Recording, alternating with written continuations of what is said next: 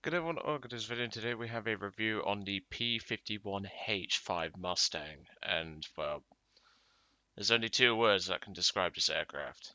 Simply incredible. Now, it does have its flaws, which I'm going to cover in everything, but to put it simply, this is one of the best planes I've flown in a long time. This thing really has the it really has the horsepower. It's got great power to weight ratio. And it's simply incredible what this thing can do in the hands of a skilled pilot against German players. So the P-51H, I've been trying to spade it for quite some time. I flew it a couple of times with Knuckles, who you may have seen in the sub replays, and I thought, well, what better time than ever to crack on with it? We might as well, because I'm not touching the Bearcats for a while. Now, obviously, I do prefer P-47s and stuff like that compared to Mustangs, but after flying this thing, I think I'm gonna have to go with the H. Excuse me there. The P-51H is a rank 4 battle rating 6.3 piston-driven aircraft, and to be honest, this aircraft has simply incredible performance. And I really wasn't struggling against a lot in this aircraft. The jets I thought I was able to catch quite easily. The props I thought were very easy pickings as long as I knew what I was doing. The only aircraft I really struggled against was TAR 152H, and that is a worthy competitor to the P-51H. At one point, it was getting to where me and a TAR 152H took it up to about 32,000 feet, and he was just blowing my doors off. That's pretty much the only aircraft that's going to give you a hard time. Other than that, this aircraft will pretty much give any German aircraft a royally good kick to the face. That's for definite. So let's go over the aircraft in terms of its engine and everything, armament, external loads and everything, because you do get to see me strap a couple of bombs to it, because well, I had to carry like a boss. And yeah, you're just gonna see what this aircraft can actually do. So in terms of guns, we have 650 caliber machine guns. We're pretty familiar with 50 cals. I don't really need to go over what belts I prefer on the late wars. I use tracers. They're just much better to aim and stuff like that. And not only that, people tend to shit themselves when they see six tracers, well, 650 cal guns firing tracers at them. In terms of external payload, which if you're strapping this thing with bombs, you're either carrying or you're in ground forces. You don't put bombs or rockets on this aircraft unless you absolutely have to. This aircraft lives by its performance. In terms of weaponry, you can equip 6 H-5 rockets, 6 M8 rockets, which are complete shit, 2 100-pound bombs, 2 250-pound bombs, 2 500-pound bombs, this is the one I use, 2 1,000-pound bombs, 2 250-pound bombs and 6 HVARs, 2 100-pound bombs and 6 HVARs, or 2 500-pound and 6 HVARs. This is the bomb load and rocket load you want to use for ground forces. Other than the, I don't know why I said over like that. Don't ask me why. It's because my throat's feeling a bit crap. 2 1,000-pound bombs would be perfectly used in Tank RB, so maybe this or this. I'd probably go with this just because it's a little lighter for the aircraft to handle. In terms of the engine, we have a, oops, wrong thing, meant to click X-ray, a Packard 1650-9 12-cylinder inline. This is basically a beefed up Merlin, and the fact is the H model was meant to have reduced weight and increased performance because of that. The rate of climb listed on the stat card, 3,579 feet a minute, is a load of bollocks. This thing can easily push over 4,000, and that's not a joke. And to put it simply, there will be very few occasions where German aircraft will actually be above you, other than TAR 152s. I've been able to outclimb K4s in this thing pretty comfortably. A Spada K4, I'm not sure. That might be a worthy climbing test, but I've been able to keep up with K4s in the climb for the most part. The only thing that's outclimbed me so far is a TAR 152 and a DO 335, but just bear in mind a DO 335 gets a pretty big head start. But in terms of performance and how I did with the vehicle, let's just say I kicked a lot of ass, and you can just see that. 4 deaths, 36 kills, 70 ground targets, 68% win rate. The teams weren't too bad. I mean, I had to do 2 carries towards the end of the spade, one of which I should not have survived. You can just ask Bertie Burt about that, because he tagged along for a couple of flights. But in the battle I'm going to show you today, this was a 4-man squad. Me, Harry, Shadow, and Bertie Burt, a subscriber who wanted to tag along. And let's just say this is the definition of an ultimate carry that I had to pull off. This was the only chance I had to actually win it, and you can see what I mean by a carry because this is 28 minutes. Shout out to who was it? Comrade Stale at Live. He's actually a pretty good sport, and he's apparently subscribed now. So welcome to the channel, mate. I did say I'd get this out as soon as possible because I can't sit on this aircraft for too long. This thing, I need to get people flying it. It's simply that incredible. Now, in terms of WEP, because obviously you notice the aircraft does have WEP, and obviously it makes a huge difference to the aircraft. I'm not sure how long the WEP lasts. I was always careful with it because I was always told that the WEP was limited. So as you can imagine, I was rather careful with it. I've only really wept to take off, to gain speed for combat, and sometimes to gain altitude if there was a tar near me, but other than that, I never really used the web. The aircraft was powerful enough on its 100% to get wherever it needed to go. So there's Harry in his F4U7, Shadow's in his P-51H, because he's not a huge fan of it, but he now learns, well, he's now learned why I love this thing, and this is why this aircraft has a nickname, which I'm going to tell you in a minute. And Bertie Burt doesn't actually have any 6.3 aircraft, so he's flying a P-47D-28. And Shadow was getting pretty pissed off that Bertie was outrunning him at pretty much any opportunity in his P-47. So, nickname for this aircraft. As I was flying it, it felt very much to me like a Gran Turismo sort of thing. Now I know what you're thinking, what has a car game got to do with a Mustang? Well, think about it, Ford Mustang. And there was always one guy in real life and in those games who had the Mustang replicated to them. And that's Carroll Shelby. Carroll Shelby was the guy who basically spent his life supercharging Mustangs and, well, and also the AC Cobra. But that's where the nickname Shelby comes from this aircraft. Because of Carroll Shelby, because obviously this thing is a souped up Mustang. And to me, obviously the regular Mustang's got a supercharger anyway, but what I'm saying is that this Mustang is tuned up, it's lighter, and it's just better in every way than a normal Mustang. If you just put this against a D30, there's no contest. The H would whoop its ass. And this is simply incredible what this aircraft can do to an enemy team. This enemy team, though, they were pretty good. I've got to give them that. I mean, they've got a 188 and a 288, but other than that, they're pretty much full fighters. Whilst with us, we have a B-24 who's going to be raging in Russian, and a PB-4Y privateer who's not going to do a lot. Let's just say that. They do their job. I mean, the PB-4Y doesn't kill the left base, which is going to be important for later. The RE-2005 has just shot down said PB-4Y, but obviously, as you can see, he did not kill the left base. You'll notice that later on. So at this point, me, Shadow, and Bert are current. I'm just going to refer to him as Bert, as in like BV Bert from Horrid Henry.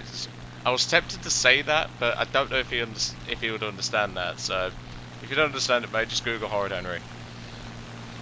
So you can see the enemy team have actually climbed pretty well, and we're about the same altitude as them, which is what I've discovered in most games. But obviously the 335 gets a head start, so you can sort of understand that. And that is an A0. The A0 is the better variant of the 335, and the other one behind us is a 335 A0 as well. At least I'm not flying the A1, poor sods. So the first 335 is going for the B-24, and the B-24, as you can tell, is not very happy about that. I don't know what he's saying, but I'm fairly certain he's pretty much along the lines of go away and fuck off. But unfortunately, the 335 was hungry and ripped him to pieces, so that B-24 is now dead. But the B-24 did score some damage to the front engine on that 335, so he's he's going to want to try and bug out. Obviously, we wanted to try and work our way down, deal with the aircraft that is high up and everything. And at this point, I'm already calling to Harry, look, you got a 325 coming on you, break. And I've already said to Shadow and Bertie, do not die for that 335. That's what he wants us to do. We're high altitude aircraft, we are meant to be up here, not chasing 335s on the deck. Because, as far as I know, in game, I may be wrong about this, apparently from what I've heard from people is that the H-5 is the fastest prop in the game, at low altitude. That may be wrong, but I wouldn't be surprised if I would believe that, to be honest, because this thing is incredible at what it can do. And I know it fights on allied teams in the 5.7 black hole that is tanker trash, but we've been able to pull more than a few games out of our ass because of it, or because of this aircraft performance.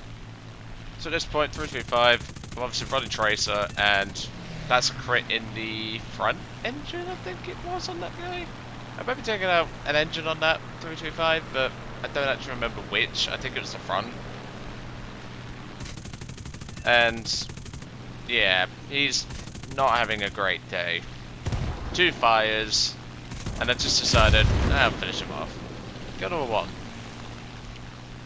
This ain't the start of the carry, by the way. The carry's got a bit of time to come yet. I mean, this is a 28-minute battle, and it was simply an amazing battle. This is one of the best battles I had in a long time. So, there's Euro 2005. I wanted to try and deal with that first, primarily. Those things are actually pretty important. But obviously, you can see the airspeed indicator. It's going fucking crazy. This thing really wants to dive. I've even pushed this thing beyond 550 miles an hour. That's how this thing wants to dive. And I've suffered very few deaths in this aircraft. Most of that was inexperience when I started spading it. I hadn't had a single death in the aircraft since then. That guy planted it in the ground. I don't know if it was deliberate, but probably was. We're not sure. And the only remaining aircraft left are the 325 you saw earlier, Comrade Stale in his K4, and Seduan in his K4. And also we have a 288 left, but no one cares about the 288.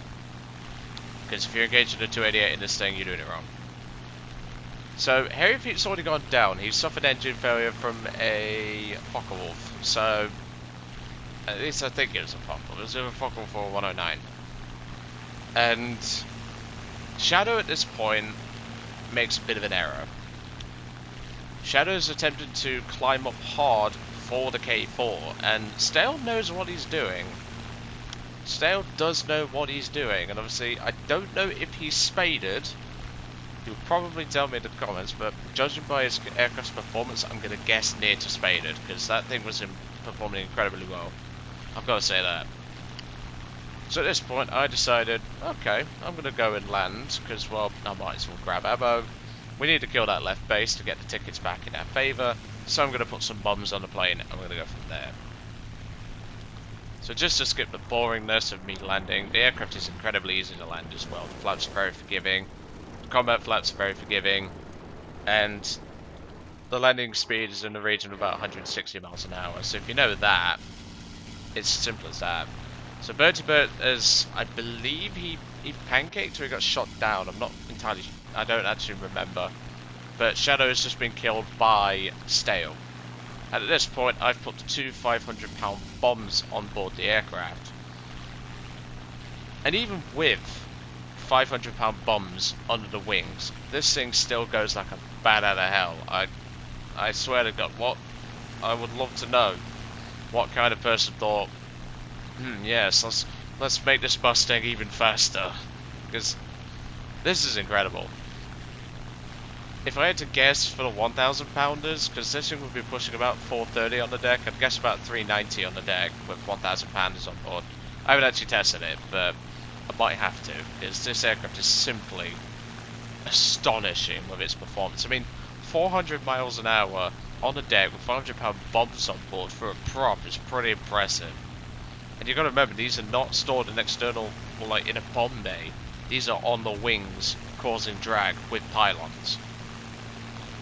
And I just cannot believe how this aircraft is so fast for what it is. So I killed that pillbox, I'm just going to skip that and the bomb drop. nothing really needs to be said here. The 500 pounders I knew were enough. I probably could have done it with the 250s to be honest, but I wanted to be sure with the 500 pounders. And at this point, I start reclimbing. So the Tiger Cat has just been dealt with, and Comrade Sale's been a good sport about it. He's putting GG in chat and everything after obviously beating a fair foe. So there's the other K4. The 335's coming in now, so I know I'm limited on time. And obviously, I know that Stale's a pretty good pilot from what I've seen. He's whooped the ass of Shadow and he's whooped the ass of Tiger Cat. He knows what he's doing, so I can't underestimate him. That dot right there is the 335. And even at 4,600 feet, this thing is still going like a bat out of hell. And the pylons for the bombs, they still do count as external drag. So obviously, Stale with his good situational awareness, obviously has clocked onto the fact that there's a H5 getting on him. And he's decided, yep, let's try and see if I can deal with him. Now he does the right thing here, I fire a burst, I avoid any fire he might have fired with stealth rounds. And that kills him. He didn't have much fuel left, I'm pretty certain he was attempted to return to base. Because he was either bingo fuel or very low on fuel, and judging by how quick the fire went out, I would guess very low on fuel. AKA bingo fuel. And at this point, Stale is going to try and get the aircraft back to base, but he knows it's not getting that far. I mean, he's got a good 10 to 15 miles to cover, and the K4 only has about 7,000 feet in altitude to glide from. So at this point, it's down to me and a K, or me against a 335 and a K4. My only other remaining teammate is a Tempest Mark 5, and he did his job with the 288, but otherwise it was me pulling my back brace out, and I bloody needed it. My back was legit hurting because of how hard I was actually focusing after this game. So obviously, I would want to deal with the K4 first, but the 335 needs to go, and this is the guy I took out the front engine on. Obviously, he still does have incredible armament, so I thought, nope, I don't want to go head on with you. I'll just use my H5 and just whip it round on your ass, because, well, there's not a lot you can do. Obviously, the Tempest has just put in chat that he's going to engage the 335, but with the front engine out, you're not outrunning Shelby, kiddo. That's for definite. So there's the other K4 that you just saw there, and obviously I looked at it, and I knew this guy was dead. There's no way he's outrunning a H5 with a front dead engine. And at this point, he does really the only thing he can do, and that's roll it at high speed. But he's just delaying the inevitable at this point. I just pull the aircraft back up, and I get ready to obviously engage him again. Remember, he's down an engine, and the 335 is not great when it comes to performance on one engine. It doesn't really matter which engine dies on that thing, as long as it loses an engine, it's not incredible. So he attempts to delay the inevitable a bit more. That was a bit of poor shooting on my part. And to put it simply, I could have probably aimed that better, but even so. So Stale's just crash landed for his the fourth kill. Well, sorry, third kill, because I think he died before the 335 did. And the 335 has just died now due to that fire, and he is now my fourth kill. Now, the 109K4 here is the only remaining enemy fighter left, and the Tempest pilot, I could clearly tell he wasn't the most experienced. And I knew I was on for the ace, so at this point, yes, I am riding the web, you can imagine. I really wanted this ace. I was denied an ace by AAA on another map, and I simply had to get the ace. I wanted to get an ace in Shelby, just to prove exactly what this thing can do. And there you go. His fire goes out, the Tempest is obviously turning for it, but I had to put it down. And, well, that's kill number 5. Ace in a day. And that is pretty much that. We'll spend the next few minutes ground pounding, getting some ground targets, stuff like that. The Tempest eventually does kill the 288, and we win the game. So, P-51H Mustang. If you haven't flown it, you really need to give this thing a go. The stock grind might be a bit painful to some, but once you start putting engine mods in this aircraft, let me tell you, this is one of the best aircraft you'll fly in a long time. And well, as I said, shout out to Comrade Stale, good sport, good pilot, you name it. He was alright. He was a nice guy. Certainly one of the nicer guys I met flying this aircraft. There was a couple who were a bit of a dick, but that's as usual. But anyway, I'll see you all on the next one.